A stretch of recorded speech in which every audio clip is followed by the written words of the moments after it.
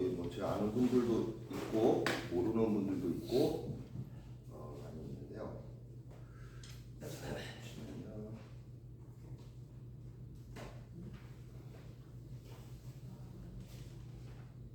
좀 저는 이 최근의 이슈라는 세미나가 그 과정 중에 있습니다. 그래서 그 과정 중에 요즘에 이제 저기 하는 요즘의 이슈들에 대해서 이제 같이 이렇게 이야기하게 되어 있어요. 이런 과정들이 들어있는 거는 뭐냐면 우리가 청년들을 지도할 때 과거의 것으로만 우리가 지도할 수가 없어요. 왜냐하면 세상은 계속 바뀌잖아요. 원칙은 바뀌지 않지만 그 원칙을 어떻게 적용하느냐, 그러한 것들이 어떻게 현재에 드러나느냐는 계속 바뀝니다. 그래서 그런 현재의 것에 대해서 우리 어떤 감각들을 잃으면 안 돼요. 그래서 이러한 것들을 세미나를 통해서 습득하는 것도 있지만 이 세미나를 준비할 때 가장 많이 그렇게 좀 알 수가 있습니다. 먼저 저를 소개를 하도록 하겠습니다. 저는 서종환 앞에 패스파인더 지도자예요. 그래서 제가 지금 오전에 NSD 캠프리, 부가테지의 캠프리가 8월달에 있거든요. 그 8월달에 캠프리가 지금 현재 16개국에서 이렇게 옵니다. 근데 이제 그 캠프리 이제 회의를 하고 왔어요. 근데 이제 그 회의를 하는데 거기서 이제 어제 어떤 목사님이 그 말씀을 하시더라고요. 거기 이제 리더들 모임이 있어요. 리더들 교육이 있는데 리더 교육 1기냐고 저한테 물어보더라고요. 그러니까 제가 2기거든요. 근데 1기가 있어요. 1기부터 해가지고 쭉 지금 약 한 15년 정도의 리더 교육이 있어졌는데 그러면서 저희가 약 한 10년 전에 5,000명의 인원이 NSD 캠프리를 했고 계속 이제 세계적으로 이런 활동들을 하고 있어요. 나라에서도 하고 있고. 근데 제가 그거를 하면서 여기 또 오면 생각한 게 지금 여기가 4기잖아요. 저희가 한 10기, 11기 되면 이 나라에서 우리나라에서 어떤 이런 청년 지도자 대회를 할 때 보통 우리가 청년 대회 하면은 거의 목회자들이 다 이렇게 하거든요. 근데 어제 모인 그 패스파인더 캠프리 회의가 절반이 목회자고 절반이 지도자들이에요. 그러니까 목회자들은 근데 새로 이렇게 하신 분들이 많은데 지도자들은 11년부터 계속 이 패스파인더 활동을 하신 분들이 있어요. 그래서 그분들하고 이야기를 하면 굉장히 이해가 빠른 거죠. 왜냐면 목회자는 다른 사역을 하시다가 이제 청소년 부장으로 부름을 받아서 이제 시작을 하시게 되면은 물론 그 습득이 굉장히 빠르긴 하지만 경험치적인 부분이 굉장히 아직은 좀 모자란 부분이 있거든요. 근데 그걸 지도자들은 뭐냐면 벌써 그러한 것들을 여러 번 하다 보니까 하면 하는 것들이 다 이렇게 나오는 거죠. 그랬을 때 여러 가지 기획을 하시고 또 방향성을 목사님들이 잡아주실 때 그걸 어떻게 잘 표현해낼 수 있을까를 지도자들이 거기에 이렇게 같이 보태서 하는 것이거든요. 근데 이제 여기 있는 이 SYL도 우리가 10년, 15년이 지났을 때 어떤 우리가 청년들을 향한 어떤 메시지들을 줄 기회가 있었을 때 그런 것들을 같이 기획해보면 너무 은혜가 있겠다라는 생각을 한번 해봤습니다. 그리고 저는 직업으로는 삼육식품 강북동 총판을 운영을 하고 있어요. 저희 아버님이신데요. 제 동생이고 저희 동생은 인천 총판을 운영하고 저는 강북동 총판을 운영을 하고 있습니다. 그리고 저는 이제 삼육열린교회 저희 열린교회는 여기에 지금 거의 한 40%는 삼육열린교회에 출신인데요. 삼육열린교회에 지금 출석을 하고 있고 책임 장로를 맡고 있습니다. 그리고 아까 뭐 제자훈련 물어보셨는데 제자훈련의 여러 가지 제자훈련 도구 중에 하나인 DT 과정, JDTS를 이렇게 편찬하고 그것을 계속 지원하는 JDTS 선교단의 단장 이렇게 맡고 있습니다. 그래서 저도 한번 물어보려고요. 혹시 직업이 뭔지 한번 제가 한번 여쭤보겠습니다. 자, 선생님, 직업. 직업이라고 하기 좀 월급을 어디서 받으십니까? 월급을 서종환 앞에서 받아요. 그렇죠. 서종환 앞에 목회자예요. 월급 받는 곳이 직업입니다. 저는 대학원 다니고 있습니다. 현재 대학원생. 네, 쇼핑몰 운영. 쇼핑몰 운영. 입양센터에서 일하고 있어요. 입양센터에서 일을 하고 있어요. 복지 관련 네. 일을 하고 있네. 집에서 쉬고 있어요. 지금 집에서 쉬고 있어요. 좋아요. 사무직이에요. 사무직. 네. 어떤 회사 혹시 어떤 종류의? 네, 그거 좀 유명한 회사. 유명한 회사의 사무직. 네. 그 옆에 있는 분은? 궁금하다. 네? 은행. 좋습니다. 친하게 좀. 네.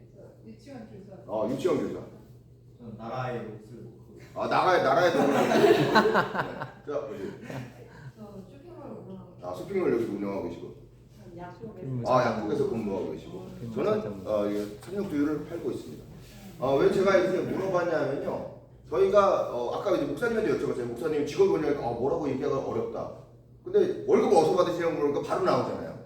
우리의 어떤 삶의 어떤 금전적인 부분이 상당히 중요한 부분이거든요. 재정적인 부분. 그것을 어디에서부터 내가 그 수익을 얻느냐. 오늘 재정에 대해서 좀 같이 이야기를 좀 해봤으면 좋겠어요. 자, 이분 누군지 아십니까? 누군지 몰라요, 이분?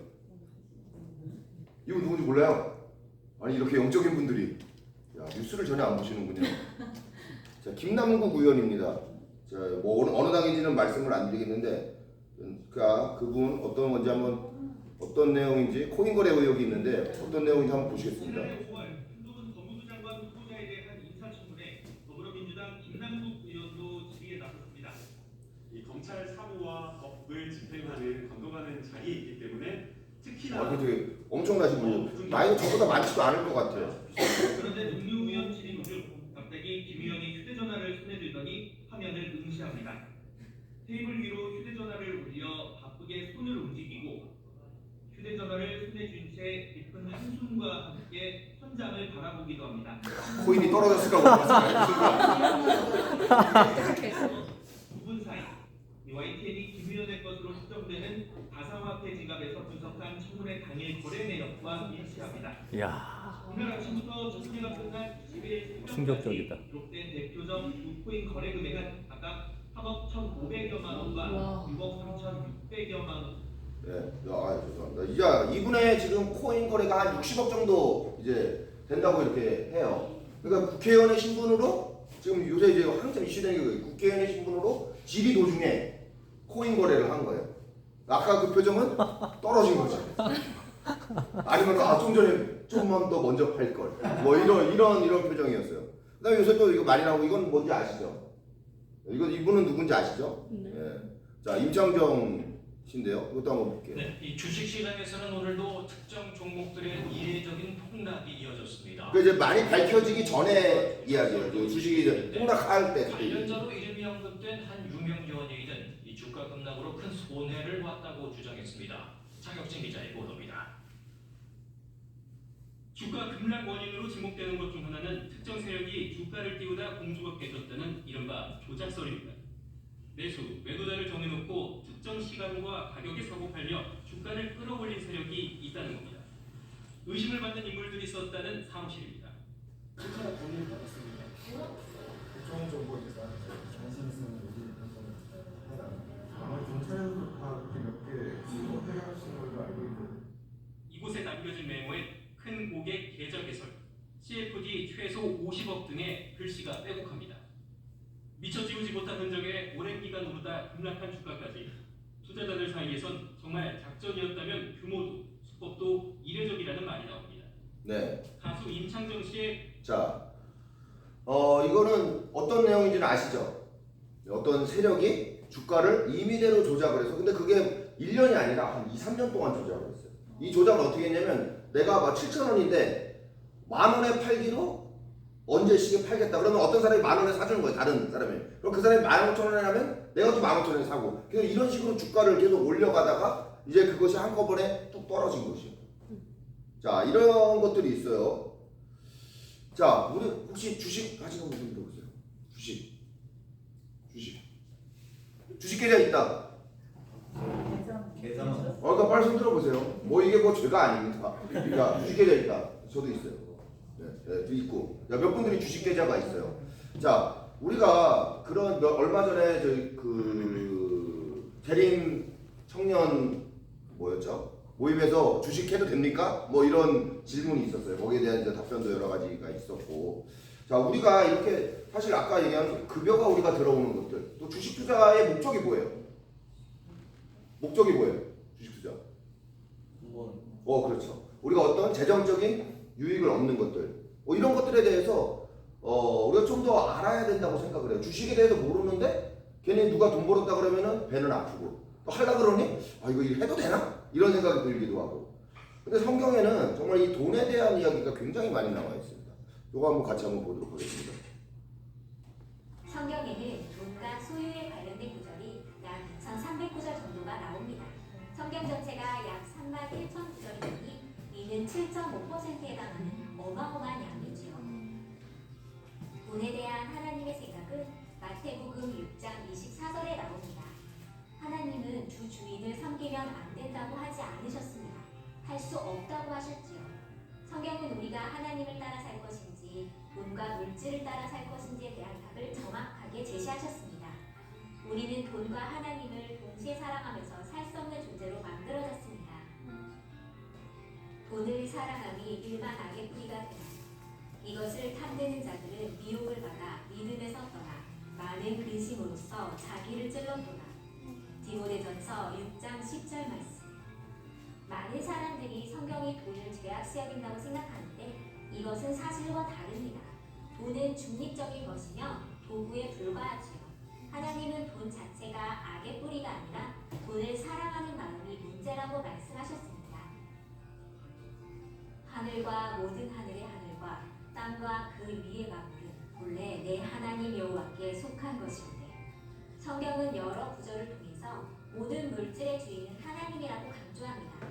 그 어떤 것에 있어서도 인간이 주인이라는 내용은 단 한 구절도 나오지 않으시오. 모든 것의 주인은 하나님이시며 이를 공급하고 통제하시는 분도 하나님이십니다. 즉 11조도 우리의 것의 10분의 1을 하나님께 드린다는 의미가 아니라 주님의 것의 10중 우리가 그만큼이나 감사하게 사용하고 일만 돌려드리는 것이지요. 그리고 맡은 자들에게 구할 것은 충성이니라. 고린도전서 4장 2절 말씀. 모든 것의 주인 되신 하나님께서 누구에게 무엇을 얼마만큼 맡길지도 결정하시지요. 인간은 책임을 맡은 자들로서 역할을 다하는 것입니다. 주인 되신 하나님께서 맡기신 일을 잘 완수해야 하며 우리가 주인이 아니라는 점을 절대 잊어서는 안 됩니다. 우리는 하나님의 재산을 관리하는 사람임을 인식하고 살아야 합니다. 성경에는 이외에도 부채, 저축, 기부와 같은 돈과 관련된 다양한 주제들을 다루고 있습니다. 우리가 성경을 통해서 이해하는 가장 중요한 것은 하나님께서 돈에 대한 어떤 말씀을 하시는지와 왜 그렇게 돈을 강조하시는지 그리고 사람의 역할이 무엇인지에 대한 부분입니다. 우리는 이를 통해 돈에 대한 올바른 관점을 가지는 것이 필요합니다. 네. 성경에는요, 이 돈과 관련된 어떤 용어가 몇 가지, 세 가지가 있어요. 처음으로 나오는 거는 부입니다, 부. 부라는 것이 있고, 돈이라는 것이 있고, 재물이라는 것이 이렇게 세 가지가 나와요. 성경에, 돈에 관련된 거. 근데 우리가 그 용어를 굉장히 혼돈해서 많이 사용을 해요. 근데 하나님은, 부라는 용어를 축복을 주시면서 부를 주셨다고 이런 말씀을 많이 하셔요. 근데 여기서 나온 부는 뭐냐면, 하나님이 창조하신 것이고 그 자체로 본질적인 가치를 지니는 거예요. 뭐 땅을 주셨잖아요. 땅은 뭐 땅값이 500만 원 될 수도 있고 100만 원이 될 수도 있어요. 근데 그 땅에서 뭐가 나와요? 소산이 나와요.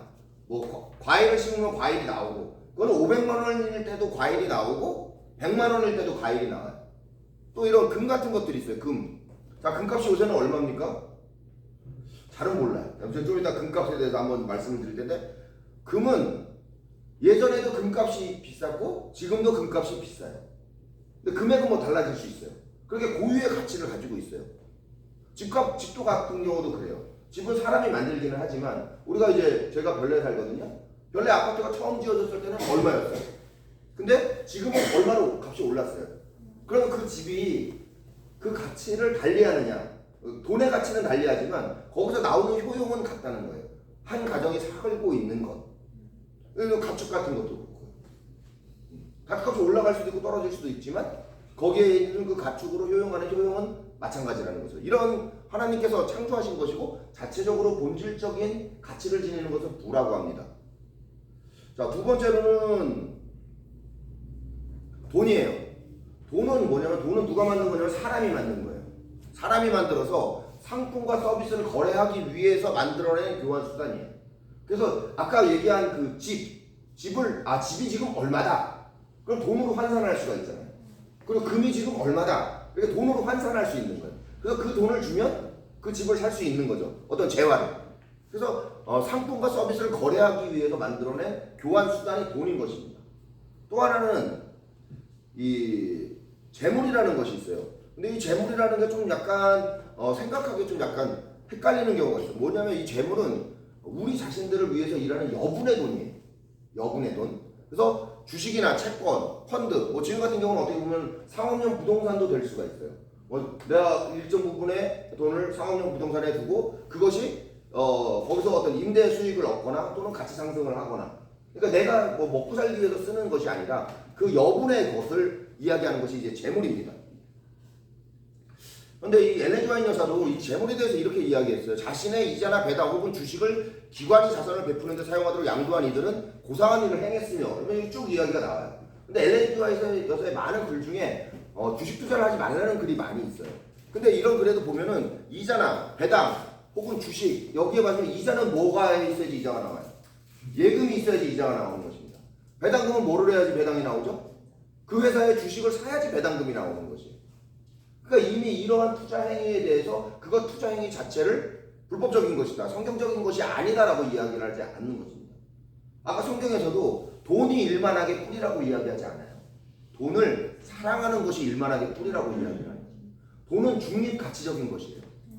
근데 우리는 잘못 착각하는 것이 돈이 많으면 무언가 옳지 않은 방법을 통해서 돈을 벌었겠지 라는 생각을 미리 해버리는 것이에요.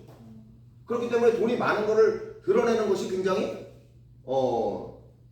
좀 부끄러운 일이 돼버리는 것이죠. 그리고 또 하나는 내가 돈이 많은 만큼 또 많이 베풀었는가라는 스스로의 생각이 있어서 그러지 못해서 그랬을 수도 있는 것이고, 하지만 이 돈이라는 것은 중립가치적이고 돈을 버는 행위 자체가 절대 행위가 아니라는 것이죠.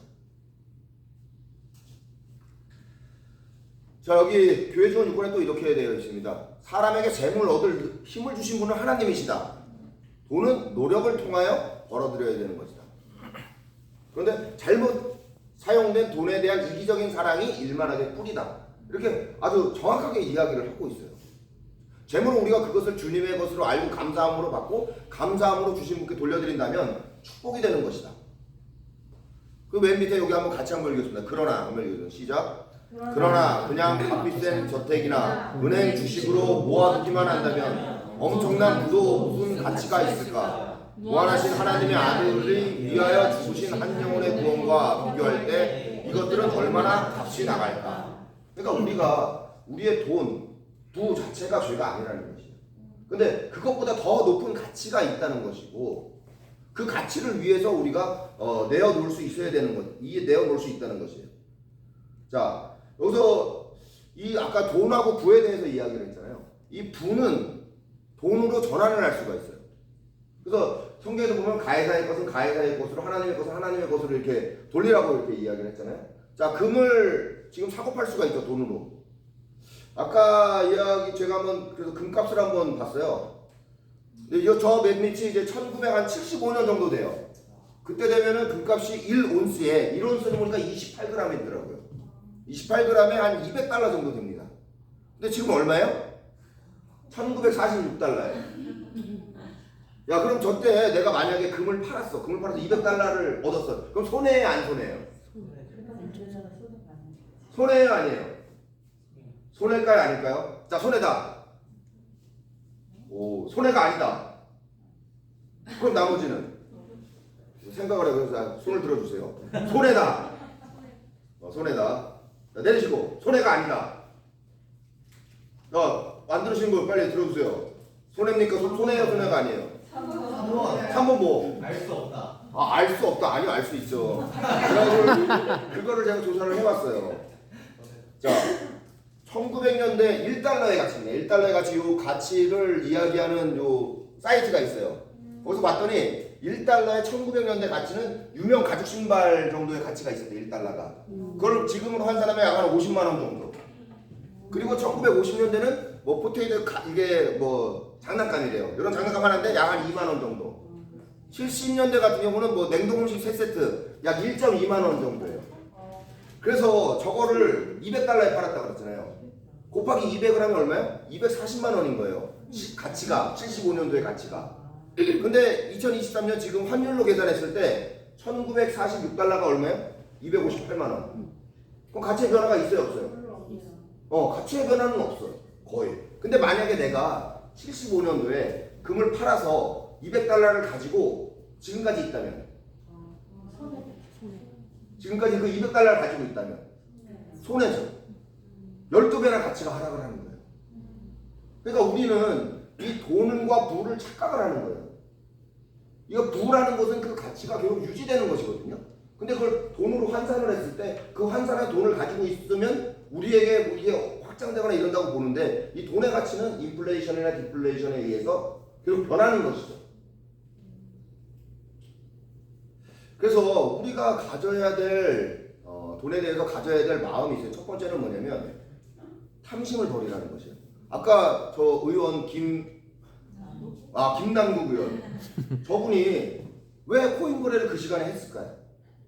그때 아니면 안 돼요. 네? 그때 아니면 안 돼요. 그리고 잠깐 짬도 나고 잠깐 하면은 돈을 얼마를 벌 수 있을 것 같고 어떻게 보면 그게 재미일 수도 있고 과한 탐욕일 수도 있는 거지.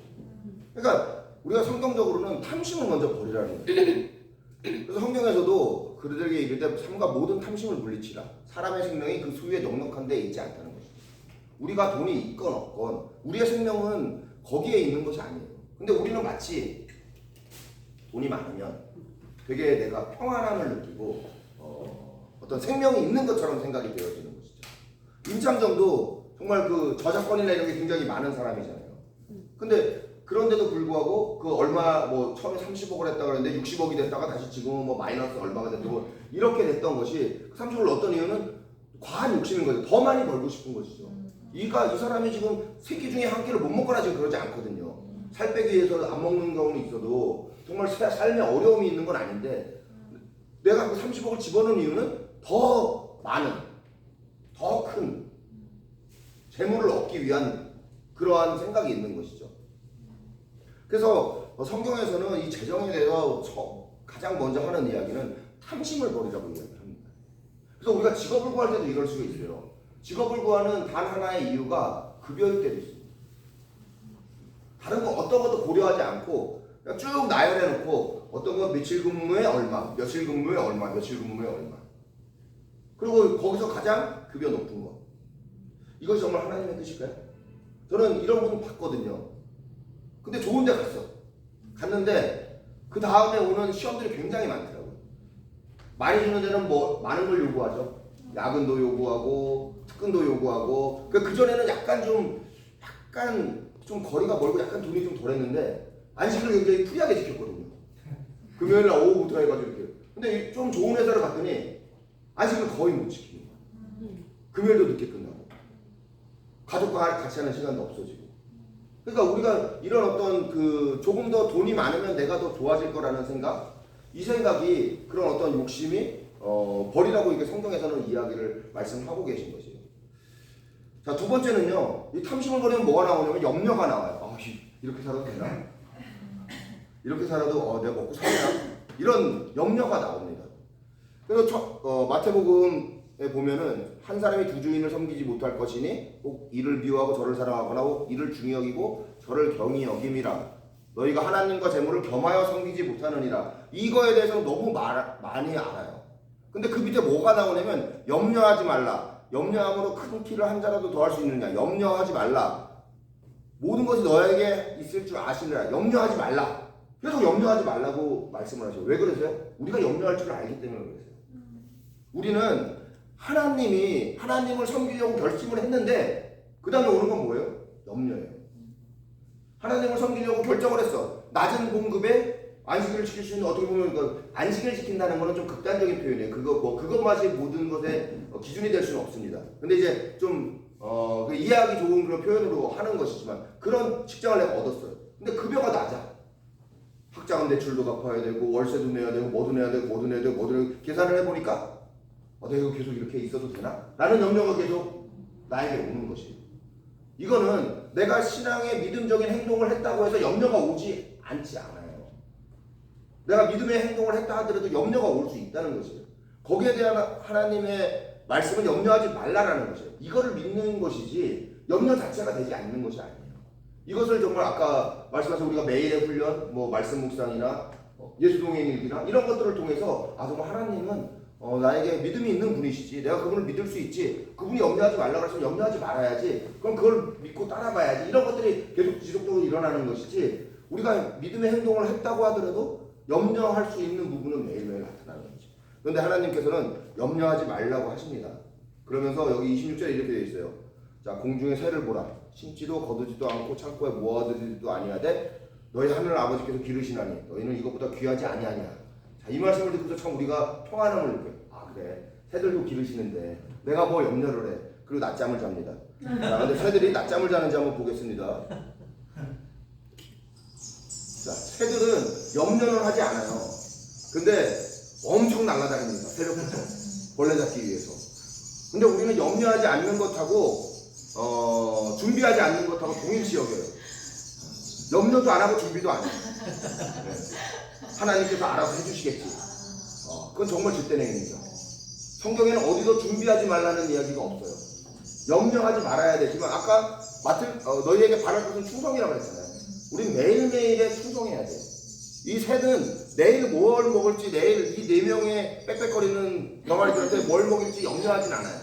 근데 매일의 삶에 있어서 계속 날개짓을 해서 벌레를 잡아다가 먹이는 것입니다. 그래서 절대 여러분 염려하지 않는 것과 준비하지 않는 것과 혼동하지 않으시길 바랍니다. 그리고 우리는 준비하되 염려하지 않아야 돼요. 근데 준비를 이 새가 오늘 하루 열심히 뭐 준비해서 했어요. 그러면은 내일은 그러면 얘네가 이 정도 먹었으니까 됐다 그러고 배부르다고 안 달라고 그럴까요? 매일매일 먹여야 돼요. 매일매일 먹여야 돼요. 그래서 우리가 정말 삶에 있어서 매일매일의 삶, 우리가 준비되는 삶이 되어야 되는 것이에요. 자, 세 번째입니다. 세 번째 원리는 주라는 것이에요. 자, 마태복음 10장 21절에 보면 예수께서 그를 보시고 사랑하사 이르시되 내가 아직도 한 가지 부족한 것이 있으니 가서 내게 있는 것을 다 팔아 가난한 사람에게 주라. 그리하면 하늘에 보화가 내게 있으리라. 그리고 와서 나를 따르라 하시니. 이거 부자 관원에게 이야기를 했잖아요. 그때 관원이 어떻게 했어요? 근심하고 돌아갔어요. 근심하고 돌아갔어요. 여기 보면 이 다람쥐 있죠? 다람쥐 가을에 보면 엄청 도토리 많이 하잖아요. 그럼 그 도토리 중에 다람쥐가 몇 퍼센트 먹을까요? 겨울에? 정확하면 10% 먹는 건데 10%. 나머지 90%는 기억을 못한대. 그런데 그 90% 중에 일부는 다른 동물들이 먹고요. 또 그 나머지는 또 상수리 나무가 전파되는 역할을 한다는 것이죠. 그래서 상수리 나무의 군락이 더 넓어져서 실질적으로는 이 다람쥐가 먹을 수 있는 먹이들이 더 확장되는 역할을 한다는 것이에요. 그러니까 천연계도 보면요. 천연계도 자기 먹을 거 이외에 무엇을 하는 것은 누구를 위해서 하는 거예요? 다른 존재들을 위해서 하는 거예요. 근데 우리도 그러면 우리가 먹을 것이 있으면 먹을 것 이외의 것은 어떻게 해야 된다는 거예요? 다른 존재를 위해서 우리에게 주어진 거지. 근데 다람쥐는 잊어버리니까 그거를 하는데 우리는 잊어버려 안 잊어버려요. 안 잊어버리니까 다 내 것 같아요. 좀 통장계좌도 어쨌든 좀 얼마 있는지도 잊어버리고 그래야지 저도 이렇게 좀 안 아까운데 줄 때마다 뭐가 생각이 나요? 마이너스 통장 생각이 나. 그러니까 어때? 주지를 못해. 근데 하나님께서는 우리에게 주라고 말씀하세요. 근데 주면 주는 자에게 주는 것이 더 복이 있다고 하시나요? 받는 것이 더 복이 있다고 하시나요? 주는 것이 더 복이 있다고 하십니다. 우리가 그런 경험을 실질적으로 해봐야 돼요. 그러니까 많이 주는 게 아니라 많이 주는 게 복이 있다고 절대 말씀하지 않으셔요. 주는 게 복이 있다고 얘기하세요. 과거의 2랩돈 정말 작은 돈이거든요. 그에게는 큰 돈일 수 있었겠지만 작은 돈이거든요. 그리고 그에게 어떤 사람은 그에게 작은 돈일 수도 있는 거예요. 근데 우리가 주는 경험을 하지 않으면 절대 줄 수가 없어요. 우리나라 말에 개같이 벌어서 정승같이 쓴다는 말이 있죠. 자, 개같이 벌어서 정승같이 쓸 수 있을까요? 못 씁니다. 개같이 벌면 개같이 씁니다. 그래서 어떻게 버느냐도 저는 우리에게 굉장히 중요해요. 돈을 많이 버는 것이 아니라 어떤 행위를 통해서 또 그 행위 중에서 정직한 행동이 있고 정직하지 않은 행동이 있어요. 그걸 누구나 아냐면은 내가 압니다. 그리고 하나님이 아셔요. 다른 사람은 몰라. 다른 사람은 통장의 액수 또는 타고 다니는 차, 뭐 집 이런 걸로 그냥 저 사람이 돈을 많이 벌었구나 이렇게 아는 거지. 그것이 어떤 행위를 통해서 버는 것은 나와 하나님만 압니다. 국세청도 잘 몰라요. 그래서 우리가 어떤 돈으로 정말 어떻게 쓰는지 이것이 어떻게 돈을 버느냐 어떻게 쓰느냐 이런 것이 굉장히 중요한 것이에요. 우리는 아까 말씀드린 대로 염려하지 말아야 됩니다. 근데 우리는 많은 경우 준비하지 않는 경우가 있어요. 준비하지 말라 아닙니다. 염려하지 말아야 됩니다. 성경에 이렇게 쓰여 있습니다. 게으른 자여 개미에게 가서 그가 하는 것을 보고 지혜를 얻으라. 개미는 두령도 없고 감독자도 없고 통치자도 없으되 먹을 것을 여름 동안 예비하여. 이 예비하여란 말이 준비하다라는 말하고 똑같아요. 성경에는 준비하라는 말이 굉장히 많이 있어요. 우리가 재림을 준비해야 되듯이 어떤 뭐 제사도 준비해야 되고 이 준비하라는 말이 성경에 찾아보면 굉장히 많이 있어요. 그래서 성경은 우리가 여름 동안 이 개미가 예비하듯이 우리가 준비해야 된다고 이야기를 합니다. 게으른 자여 내가 언제까지 누워 있겠느냐, 내가 어느 때까지 잠에서 가서 깨어 일어나겠느냐, 좀 더 자자, 좀 더 졸자, 손을 모으고 좀 더 누워 있자 하면 내 빈궁이 강도같이 오며 내 궁핍이 중사같이 이르리라. 우리가 재정적으로 궁핍한 것은 복이 아니에요. 근데 우리는 자칫 이 청렴이 굉장히 신앙의 척도로 생각하는 경우가 있어요. 내가 마음이 깨끗하고 내가 돈을 추구하지 않는 것이 청렴, 그런 어떤 청렴, 돈을 추구하지 않는다는 것을 돈이 없는 것이라고 착각을 해요. 돈이 없으면 돈을 추구하지 않을까요? 돈 없는 사람한테 물어보면 뭐 좀 하자 그러면 그 사람의 첫째 얘기가 뭔지 아세요? 난 돈 없어서 그건 안 돼. 우리가 무엇을 할 때 돈을 기준으로 생각하나요? 우리가 교회에서도 그런 경우가 많이 있어요. 우리 교회에서 이런 사업을 해야 되겠다 하면은 직원에서 무슨 얘기를 하면 아직 우리 교회 재정이 그것을 감당하지 못합니다. 그럼 우리는 무엇을 모시고 사는 것인가요? 하나님을 모시고 사는 것인가요? 아니면 만몬, 돈을 모시고 사는 것인가요? 돈이 있으면 할 수 있고 돈이 없으면 할 수 없는 게 신앙인가요? 하나님은 절대 그렇게 우리에게 말씀하지 않으죠. 하나님은 무슨 일을 모세에게 출애굽을 하라고 명령하셨을 때 네가 얼마 모아서 그때부터 시작해라 이렇게 하지 않으셨어요. 명령하셨고 그에 따라서 순종했을 때 출애굽이라는 사건이 일어난 것입니다. 250만 명을 데리고 오는데 너 식량을 어떻게 할 건지 계획하고 먼저 비축하라고 말씀하지 않으셨다는 것이죠. 근데 우리는 그런 어떤 하나님의 부르심이 있을 때 먼저 주머니 먼저 생각하는 경우가 있다는 것입니다. 근데 우리가 그런 걸 걱정하거나 또 불안해하진 않아도 우리는 우리가 주신 달란트로 인해서 준비해야 되는 것이에요. 아까 다람쥐가 매해 겨울을 준비하듯이 또 새가 매해 자기의 어떤 벌레를 잡아올 준비를 하듯이 우리는 매일 준비를 해야 된다는 것입니다. 전도서에 보면은 그럼 우리가 어떻게 재정을 준비할까 좀 생각해 볼 수가 있어요. 전도서에 보면 이런 말씀이 있어요. 7에게나 8에게 나눠주시오다 무슨 재앙이 땅에 임할는지 내가 알지 못함이라. 어떤 사람은 이것을 보고 성경에서 이미 분산 투자에 대해서 이야기를 했구나. 7군데나 여러 군데, 8군데 좀 분산해서 투자를 해야 되겠다. 이런 생각을 하시는 분도 있고요. 또 어떤 분은 이걸 또 해석을 하시면서 그래 우리가 이제 이 어떤 구제를 할 때 한 군데 다 하는 것이 아니라 여러 군데 이렇게 구제를 해야 된다 이렇게 해석하시는 분도 있어요. 근데 저는 분산 투자의 개념도 나쁘지 않다고 좀 보여져요. 기본적인 원칙이 그렇습니다. 어떤 재앙이 임할지 몰라요.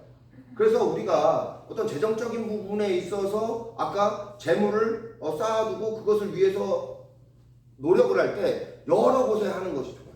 주식에 몰빵, 부동산에 몰빵, 또는 그거 아무것도 안 하고 회사만 다니면 되지. 이게 다 아니라는 것이죠. 자, 회사를 다니면 안정적인 급여가 나와요. 매달 얼마의 급여가. 근데 미래를 생각하지 않고 그 급여를 있는 대로 다 쓸 수도 있어요. 그리고 어떤 경우에는 그거를 아주 소액이라도 모아서 어떤 또 하나의 투자처를 찾을 수도 있고. 그래서 우리가 땅에 어떤 재앙이, 이 재앙은 내가 그렇게 해서 일을 열심히 하고 있는데 직장이 그만두게 됐어요. 어떤 건강으로 인해서 그만둘 수도 있고, 또 회사에서 어떤 해고를 당할 수도 있고, 회사가 망할 수도 있고. 그런 재앙이 있을 수도 있는 것이에요. 그럼 나는 몰빵해서 주식을 투자를 했어요.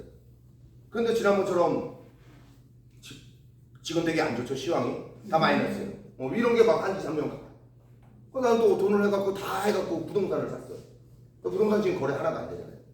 그러니까 이런 식으로 어떤 재앙이 땅에 임할지는 하나도 몰라요. 그리고 사단은 그러한 것들을 통해서 우리를 돈에 얽매이게 하고자 해요.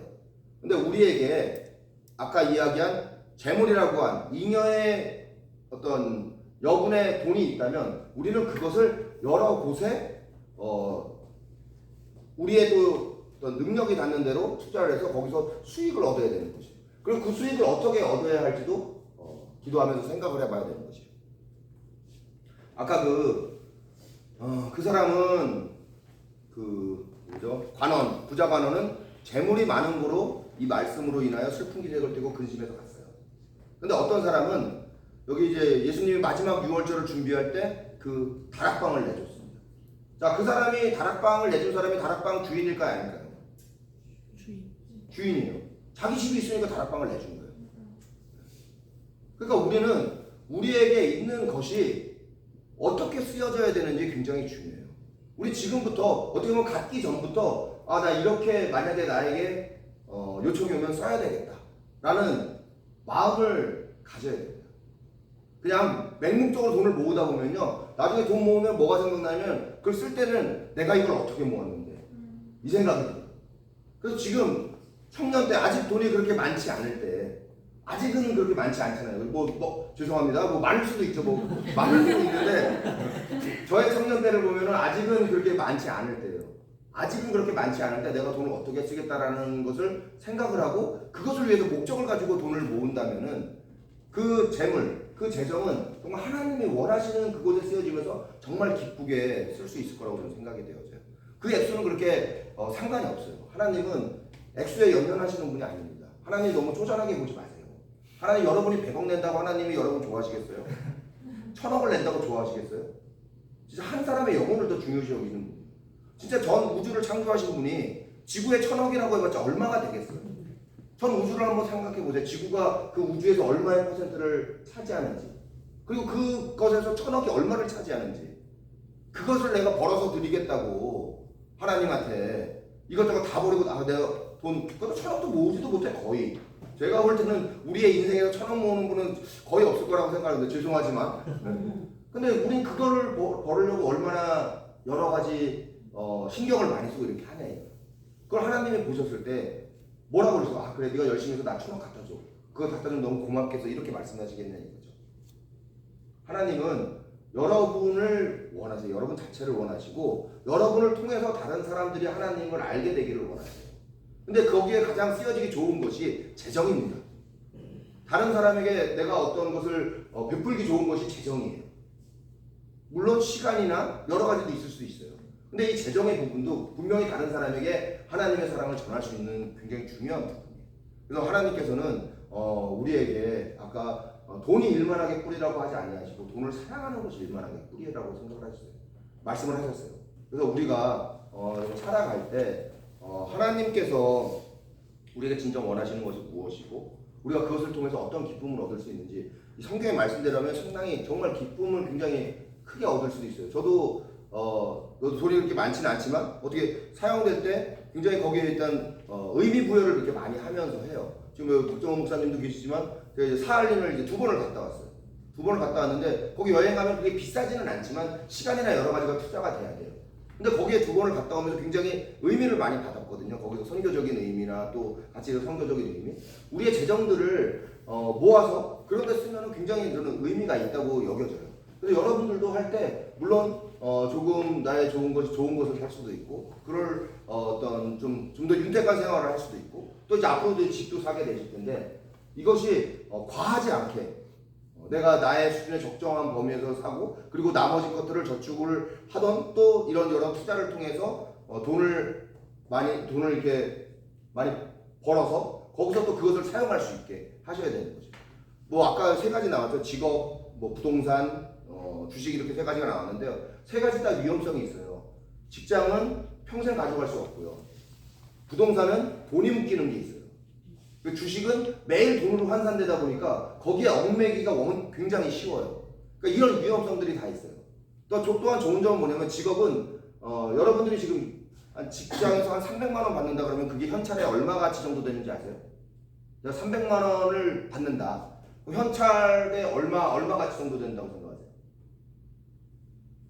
지금 이율로 따지면 한 7억 정도 현금을 7억 정도로 7억의 대출이자가 300만 원 나오나요? 네? 대출 부분은 아니에요. 그렇죠? 한 7억 정도 하면 대출하면 한 3억 정도 이자 나갈 거예요. 그러니까 내가 300만 원짜리 월급쟁이를 하고 있으면 7억이 현찰 어디 들어있는 거나 마찬가지예요. 이렇게. 그리고 또 뭐냐, 부동산은 아까부터 황금성은 좀 어렵지만 안정성이 조금 있어요. 그래서 쭉 이렇게 좀 오랫동안 그 가치가 많이 떨어지지 않는. 주식은 또 뭐냐면은 아까처럼 매일 돈이 왔다 갔다 해서 거기에 매일 수 있지만 또 하나는 황금성이 좋아요. 좀 손해보더라도 팔고 싶으면 오늘 다 팔 수 있는 이런 황금성이 좀 좋은 것들이 있어요. 이 각 그 투자 주체마다 장점과 단점들을 다 가지고 있어요. 가장 중요한 것은 내가 무엇을 투자하는 거냐, 종목이 중요한 게 아니라 내가 어떤 마음을 가지고 투자를 하느냐, 그리고 투자할 때 거기에 대해서 얼마큼 공부를 할 것이냐. 여기 아까 부지런히 우리가 이것을 모아야 되거든요. 일을 할 때도 부지런히 일을 해야 되고, 일에 대해서 자기의 어떤 가치를 높여야 되고, 주식 투자를 할 때도 부지런히 공부를 해야 되고, 부동산도 마찬가지. 그래서 우리가 열심히 살아가면서 어떤 부를, 하나님 안에서 부를 이루고 또 하나님의 뜻에 따라서 하나님이 그것을 쓰시고자 할 때 우리가 넉넉히 내어놓고 기쁘게 내놓는 모든 SYL 우리 리더들이 되기를 바랍니다. 감사합니다.